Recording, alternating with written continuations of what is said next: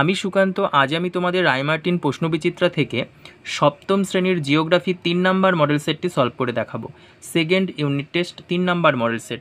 তো চলো শুরু করা যাক। দেখো 1 নাম্বার, যে মরুভূমি থেকে বায়ুবাহিত লোয়েস সঞ্চিত হয়ে হোয়াংহো সমভূমি সৃষ্টি হয়েছে সেটি হলো বি নাম্বার গোবি মরুভূমি। 2 নাম্বার দেখো, নদীর উচ্চ প্রবাহে সৃষ্ট ভূমিরূপটি হলো ডি নাম্বার গিরিখাত। 3 নাম্বার দেখো, বিশ্ববিখ্যাত সৌধ তাজমহল যে শিলা দিয়ে তৈরি সেটা হলো মার্বেল, ডি নাম্বার। তারপরে 4 নাম্বার দেখো, মরু অঞ্চলের শুকনো নদী খাতগুলিকে বলা হয় বি নাম্বার ওয়াদি। 5 নাম্বার দেখো, আফ্রিকার পশ্চিম দিকে প্রবাহিত একটি নদী হলো কঙ্গো নদী। আচ্ছা, এবার দেখো 2 নাম্বার, পৃথিবীর সর্বোচ্চ মালভূমির নাম কি? পামির মালভূমি। 2 নাম্বার, অনিত্যবহ নদীকে মানচিত্রে কোন রঙে দেখানো হয়? এটা হবে উত্তর কালো রঙে। 3 নাম্বার দেখো, কোন শ্রেণীর মাটিতে বালি ও কাদার পরিমাণ প্রায় সমান থাকে? এটা হবে দোআঁশ মাটি।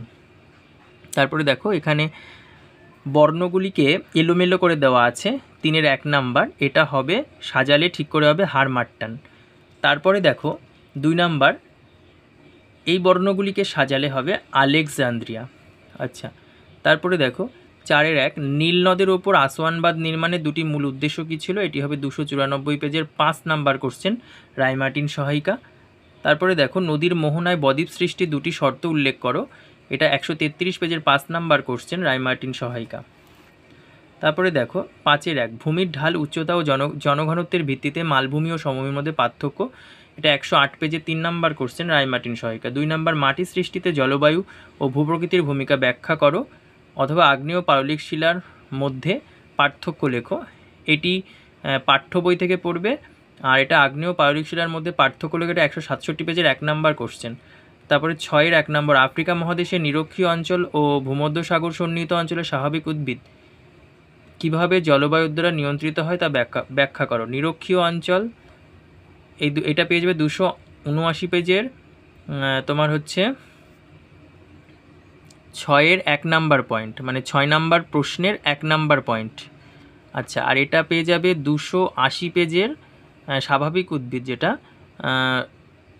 এটা পেয়ে যাবে 280 পেজের 6 নাম্বার কোশ্চেনের 3 নাম্বার পয়েন্ট আর কি। একটা নিরক্ষীয় অঞ্চলের স্বাভাবিক উদ্ভিদ, একটা হচ্ছে ভূমধ্যসাগরীয় অঞ্চলের স্বাভাবিক উদ্ভিদ। আচ্ছা, তারপরে দেখো 6.2, মানুষের নানাবিধ ক্রিয়াকলাপ নদীর ওপর নেতিবাচক প্রভাব ফেলে, বক্তব্যটি যথার্থতা বিচার করো। এটা 127 পেজের 8 নাম্বার কোশ্চেন, রায়মার্টিন সহায়িকা বই থেকে পেয়ে যাবে। Thank you.